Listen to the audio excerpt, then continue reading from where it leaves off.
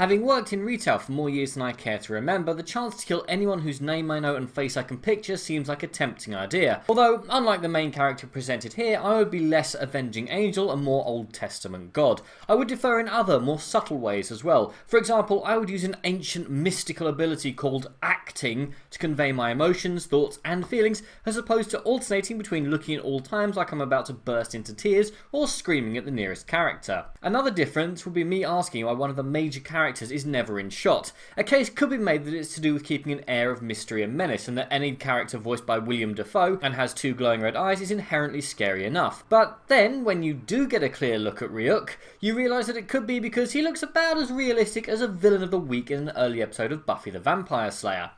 As is, they both appear to have a similar budget, although episodes of Buffy had much better writing, plot, characters, and played with cliches instead of embracing them. Hell, even the original Buffy film didn't feel as rushed or full of hackneyed characters. But I hung in there thinking there might be some interesting ideas coming up. Justice versus vengeance. Do you have the right to play God, and what happens if you make a mistake? Instead, Sherlock Holmes turns up, determined to track down the main character, and I knew that whatever charms or ideas or clever moments this film had were gone. Instead, it was just a race to the bottom in a bid to see if this was as bad as Dragon Ball Evolution. Which it isn't, by a whisker. Because this does have some nice shots and atmosphere, but since I've never read the manga or seen the anime, I don't know if these are original shots and atmosphere or just copies. And how this got an 18 rating is beyond me. It plays out exactly like a 12A film, except maybe 2 or 3 times someone covers themselves in tomato ketchup and everyone pretends that they've died in some horrific manner.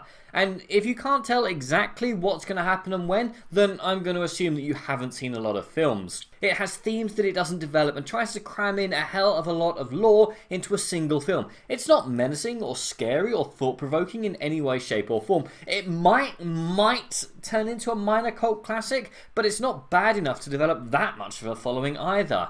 Look, recast the main character. Calm down. Develop your ideas and characters a bit more, and this might have been salvageable.